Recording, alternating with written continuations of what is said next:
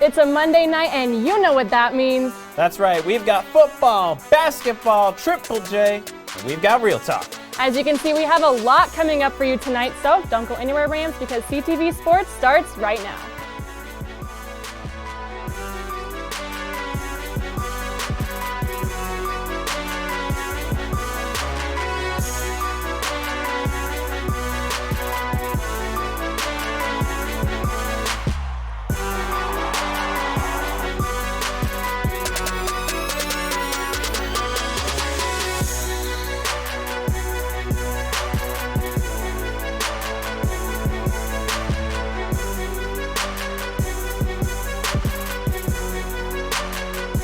Welcome inside the Studio Rams and to the Monday Night Sports Show.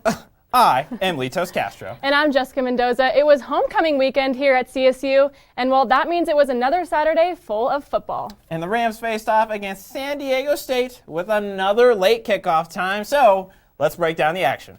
Yeah, another late kickoff it was. Here we have Patrick O'Brien looking downfield. He finds Dante Wright, and that's an amazing catch, one of the best catches of the game for CSU. Definitely. However, San Diego State decided they actually wanted to score this game, so you're going to see Ryan Agnew to Kobe Smith twice here in the end zone. Wow, back to back there. And now we have Patrick O'Brien. He gets picked off by Lukeman Barku.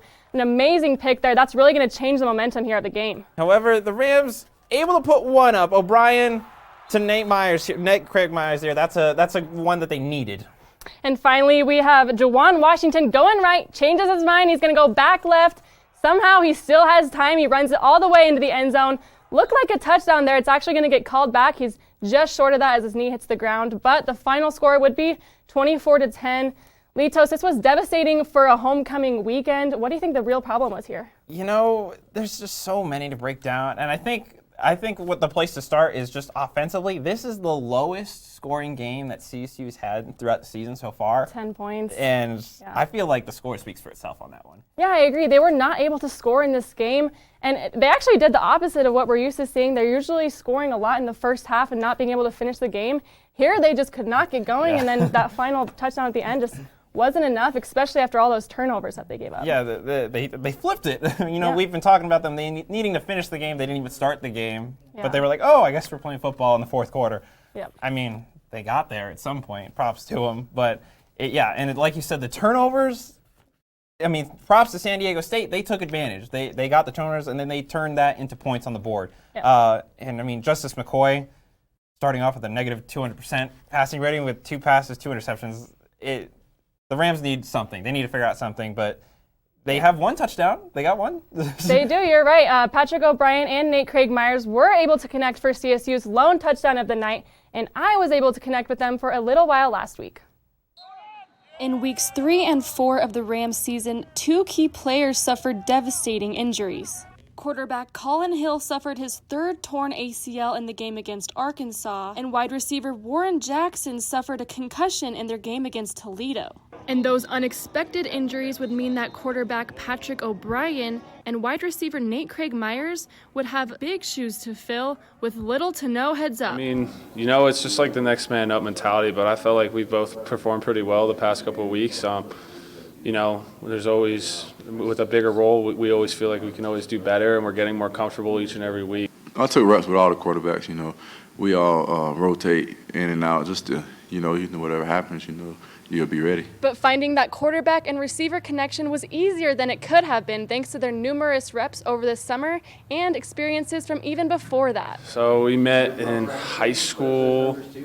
We went to the opening, which is like a Nike camp in Oregon at the Nike headquarters. So we were on the same team. We just kind of had a relationship through that, and then kind of just knew about each other through college, and then met up here, which is pretty cool. Yeah, that's all with repetition, just being able to get reps in. And I felt like, when he came in, he did his job, and he clicked with all the guys. Well, he might have done his job for a little while, but now we have another quarterback controversy here. After the performance from the game last weekend, there's a competition going on this week in practice for who's going to start at quarterback. Yeah, and whether you go to CSU or not, you can see why. CSU's having problems at that quarterback spot, and like we've talked about with turnovers, I mean, you look at O'Brien, you look at McCoy, both are just not doing the job that needs to be done right now. And I'm not saying that they're bad football players or anything like that, but it's not good enough. And Clearly, that's where you have to be real with it. Yeah, for sure. And Mike Bobo even said it's not just between McCoy and Patrick. It's everybody on the team has a chance at this. He wants to see who can win a football game. That's what they care about right now, is winning. Yeah, and they need them. They need some wins right now. So Yeah. it'll be interesting to see who comes out on top with it. For sure, Litos. Well, now with football still in full swing, it may be hard to believe that basketball is just around the corner. But the men's team had to do a little something during homecoming weekend. So Coach Nico Medved hosted his second annual open scrimmage, and Ethan Bird and I were there to break it all down.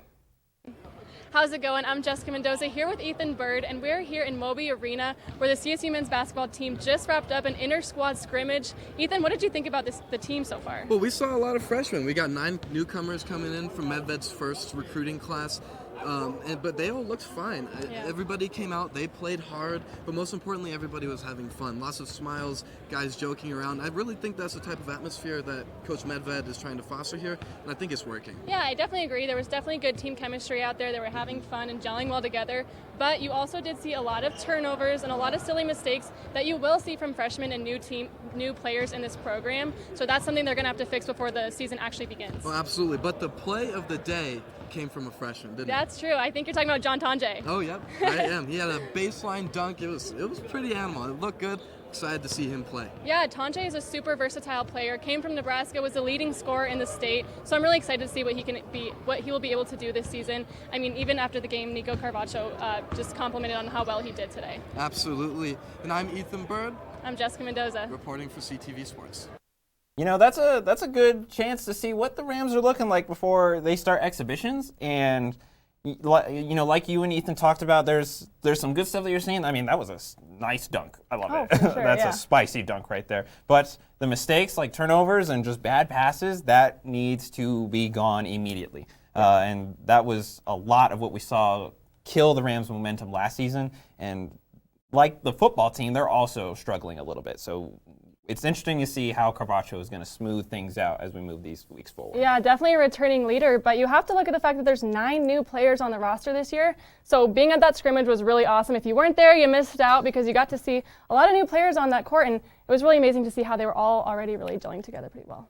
Definitely important, especially to have that chemistry among your new players. You know, sometimes it's hard to bring them in.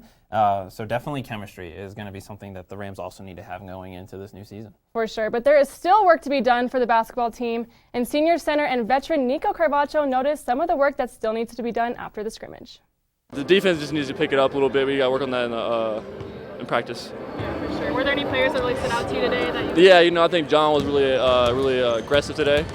He did really well.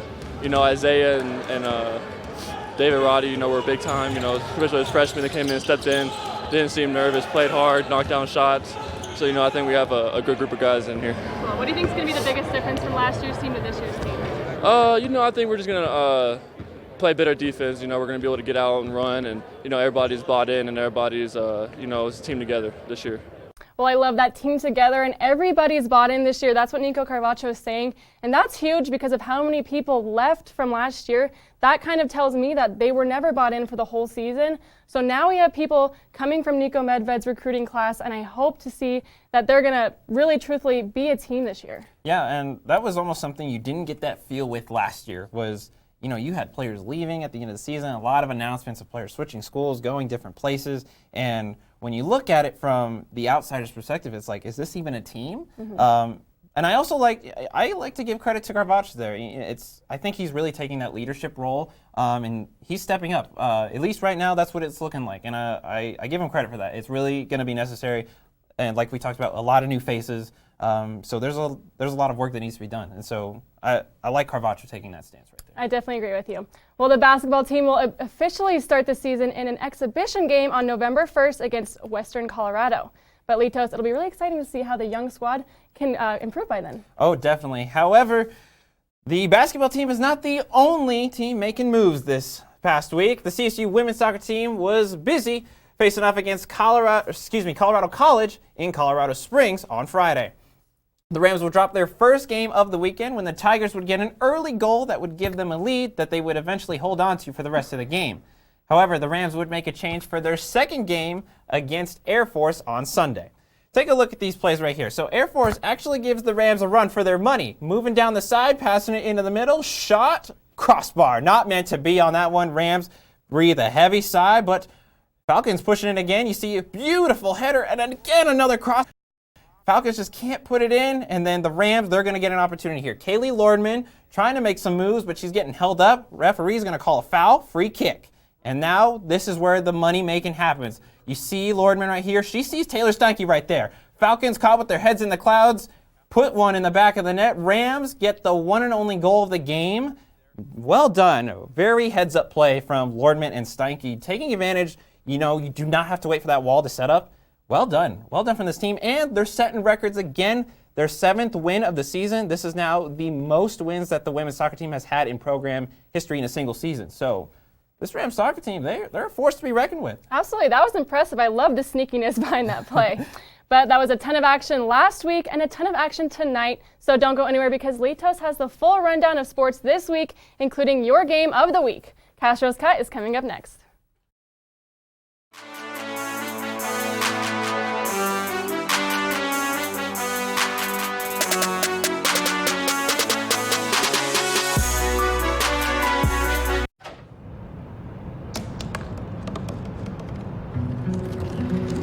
They said I couldn't dream.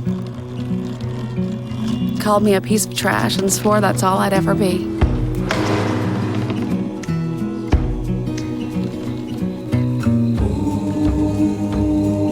Said a bottle couldn't see the ocean.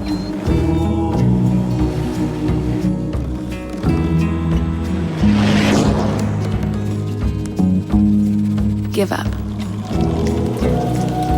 Go back to the dumpster. But I didn't listen. I made my way.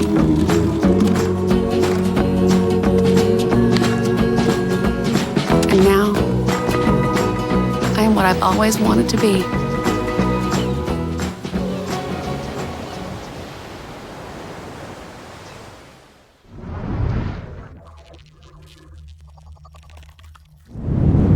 Welcome back to Castro's Cut. I am, of course, Litos Castro, here to give you the rundown of what's coming up in CSU Sports this week. So, without further ado, we're going to get rolling right into it. We're going to start off on the volleyball court with CSU. They've got 2 matchups this week. Thursday is going to be against the Fresno State Bulldogs in Moby Arena, starting at 7 in the evening. Then they get their chance to take on San Diego State. That's going to be on Saturday at 1 in the afternoon for you. See if the Rams can pull out a win against the Aztecs for you. Moving on, we're going to the soccer team who, like we talked about before, are setting records, looking to see if they can keep that number increasing in the win column for them. On Friday, they're also taking on the Bulldogs. That game's going to start at 3 in the afternoon. Then, you're moving over to Sunday, they take on San Jose State, continuing conference play. Moving on 2-2 right now. So these are some important matches to set the tone for the conference. That game starts at noon for you. But we're going to take a look at the football team. Like we've talked about, they have some improvement to be making. So the football team, they're going to be heading to face against New Mexico, the Lobos, in their own territory. It's going to be a away game. Tough matchup for them. That game starts at 6 in the evening. So we're going to see who takes the quarterback role. I think that's the main thing we're going to want to look at. Who steps into that leadership spot for the Rams? We don't know, but we're going to find out for you. And then finally finish it off on the ice with the hockey team. You know how I love hockey, so we're going to break it down for you. They've got 2 matchups this week. Their opponent, Western Michigan University, first game on Friday at 8 in the evening. Then they bounce it over on Saturday, 7:45 for you. Big matchups for them. So I'm going to make this my games of the week for you. And you know how we do it. We know how we do it here. So I'm going to bring on a fellow expert, James Hall. James, thank you for coming on. Absolutely. 2 big games for the Rams coming up. They've already played 1, so they're actually going to start now playing pretty consistently, so the Rams need to pull out some wins. They struggled last season a little bit. Tell me, let's break down your 3 keys. You brought 3 keys for us today. Start with your first one. What did the Rams have to do to pull out some W's? Well, for the first one, I actually want to go with the goalie for CSU, Joe Morgan. For the first game against Midland University, there was a lot of traffic in front of the goal for definitely. CSU. He did a very good job. The only time that he was scored against was during a penalty kill, and then once in a shootout at the end, which sometimes you just get tricked. You know, and I got to give props to Morgan there because during that game he was really working hard, and for a lot of penalties that he had to face during that, it wasn't until that 5-on-3 like you were talking about that really got to him. But he's pretty good, and so just keeping him that way, like you said, stay solid. I think that's good for the Rams right there. But what do you got for our second one? For the second one, it actually involves the penalty kills and the power plays. CSU gave Midland 2 penalty kills. One was a 5-on-3, like I said, where they scored against Joe Morgan. The other one was just a regular. However, wasn't anything going on there. They didn't score against him, but still giving them an opportunity to provide more offense against CSU. And then they only had one penalty kill, one power play themselves. You're good there. One power play themselves, and it was a 5-on-3, and they were unable to score. Yeah, and that's where you see, I got to agree with you, the Rams need to pick it up. You saw that last season, you saw that this season, at least already. Just in one game, you're seeing the same problems come back, and that's a little bit of the scare when you're watching that team. So making them improve is definitely going to be a key on those special teams. But finally, bring it to our third one. What do you got? The final one is just to be a little more aggressive earlier on. They kind of waited later on into the match before they finally started going and attacking the other team's goals. And they finally scored with 10 seconds left, but that's a little late to be scoring. I'd like to see them be a little more aggressive up front and get on the board early. That's definitely a fair point for them. Rams have a lot of improvement to be making over this season, so we'll see how that turns out. James, thank you again for coming on. And we're talking about hockey, so what better than to do a play of the week from the NHL that just started this past week? Let's roll it. We've got Blake Coleman of the New Jersey Devils. Look at this man. One-handed. Dirty Dan. James, you see what I'm seeing? I'm seeing that he's not even looking at the goal when he shoots. That's impressive. Doesn't even need to see it to get the goal. Insane play. Oh my goodness. Oh, he's doing him dirty. That's just wrong. Is that legal? Oh my goodness. Wow, okay. You know what? I love that. Hockey's awesome. Don't let anyone tell you otherwise. Alrighty, folks, that's all we've got for you. But coming up next is the Triple J Pick'em Challenge with Jessica. Don't go anywhere. We'll be right back.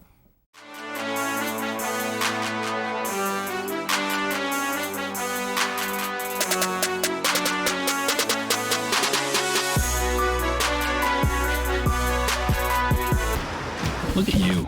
You're at the top of your game. You're unstoppable. Nothing can throw you off track. Wait, is that your car? Uh-oh. Yeah, I saw that coming. That will throw you off track. You're looking at around 10 grand in fines, legal fees, and increased insurance rates. Let's try this again. Smart move.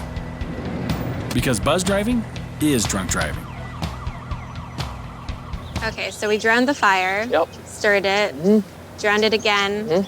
And now just feel if it's cold. Yeah. Cool.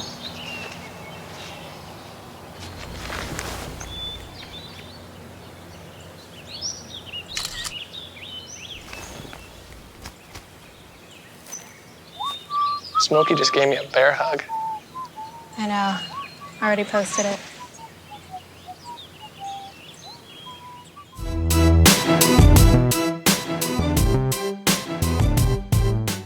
Welcome back from the break, Rams. I am joined by Jared Stratton, who, surprisingly, he decided to show up again this week. 2 in a row. And Rachel Hallam here, who is filling in for the ever-so-absent Jason Ortiz.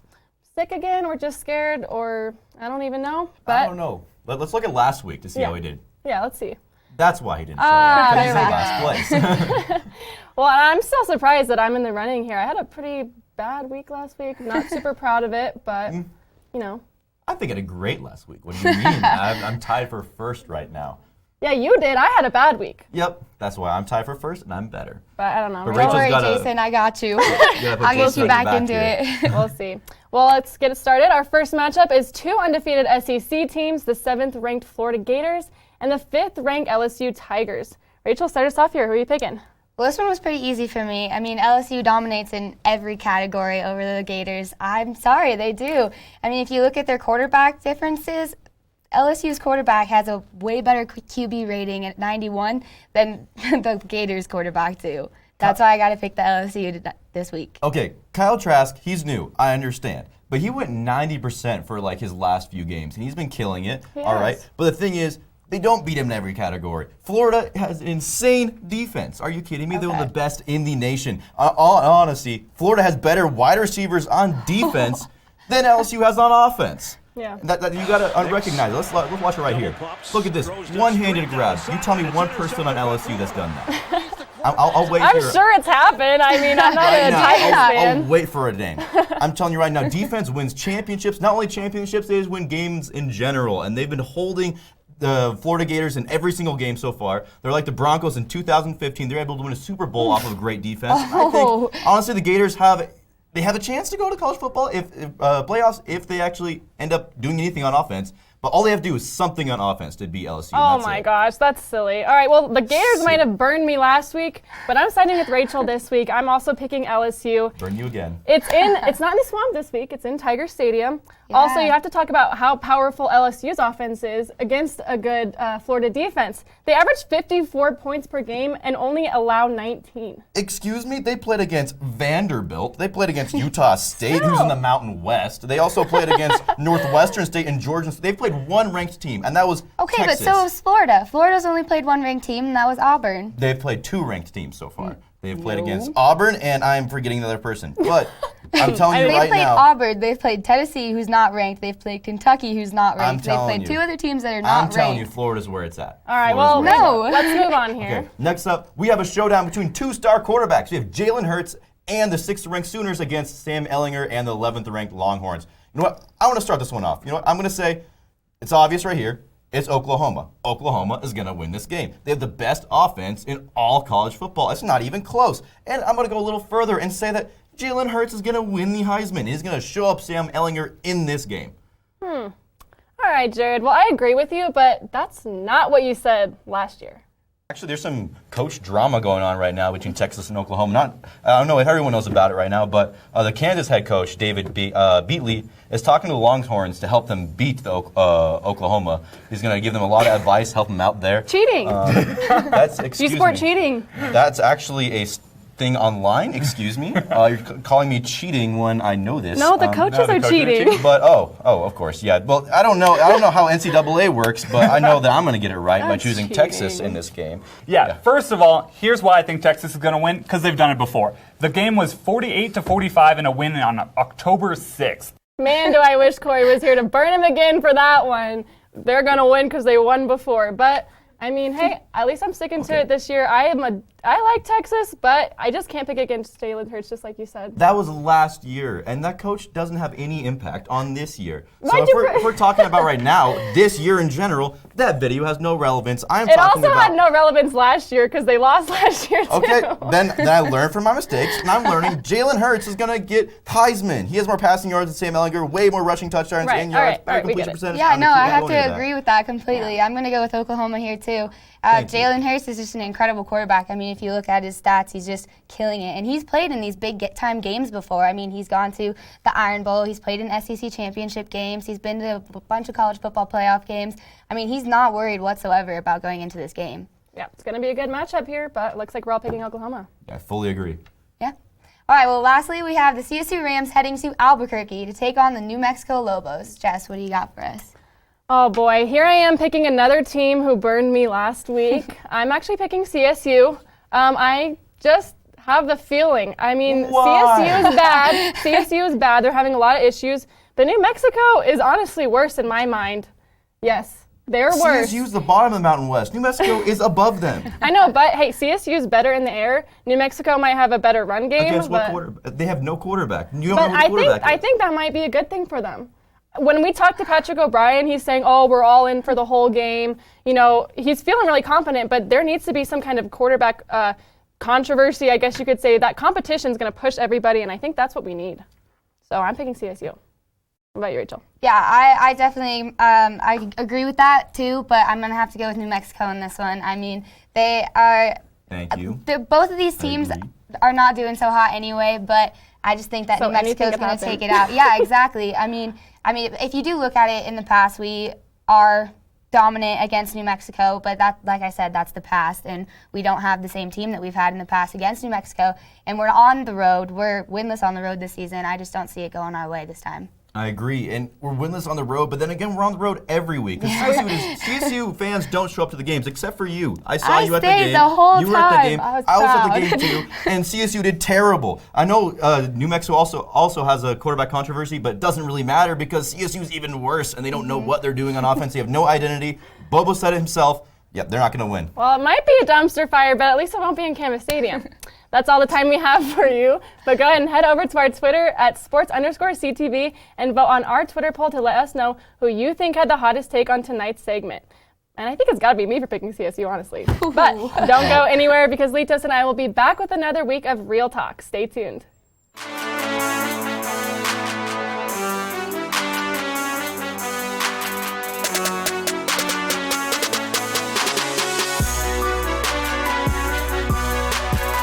Well, Thomas, you've got pre-diabetes.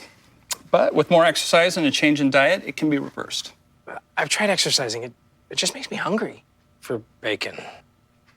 I love bacon, too. And who really likes to exercise? Not me. Me neither. Nobody. So we're good? What? Oh, you still have pre-diabetes. Big time. Welcome back from the break, Rams, and to the latest installment of Real Talk. It's time to see if what we think is real talk or a little bit of BS. This week, Litos, I'm going to start it off. Oh, okay. So, okay, let's do it. Here we go. We got this tweet here that says, yeah, Colorado ain't rooting for the Dodgers, where it says, it has this map, a little bit confusing to me, but let's pull up this other tweet from CTV Sports reporter Jason Ortiz, who says, I wouldn't either when you can never beat them, hate them because you ain't them. What do you think? Real talk or BS? I love Jason, but okay. I have to be fair. Real talk. The Rockies are the Rockies. They can't. The Rockies are But why we hate the Dodgers? I think the hate for the Dodgers is more driven by the fans. So. Love you, Jason. But like fans like Jason, they just don't stop talking. Oh, so you're saying Jason's tweet was BS. Oh, Jason's the original one was real yeah. talk. Okay. Real talk is definitely real. Or excuse me, the first tweet is definitely real talk, and the fact that the Rockies can't. Jason's right in that way. He's real talk that we can't beat them, but BS on the fact that I don't think we want to be the Dodgers. Because look at their fans. Love you, Jason. I mean, he's got a point. Haters hate because they can't be in. They can't be in the playoffs. Whatever. But, I mean, I guess I see your side too. I don't want to talk about it. Let's talk about you this time. Let's talk about you this time. I want to look at your tweet. All right. Let's pull up what I've got for you this week. So we've got Undisputed talking about Jalen Hurts here. Clearly, obviously, Jalen Hurts is leading to it in a Heisman race. That's what I want to focus on right there. Jalen Hurts is leading to in the Heisman race, in the Heisman race there.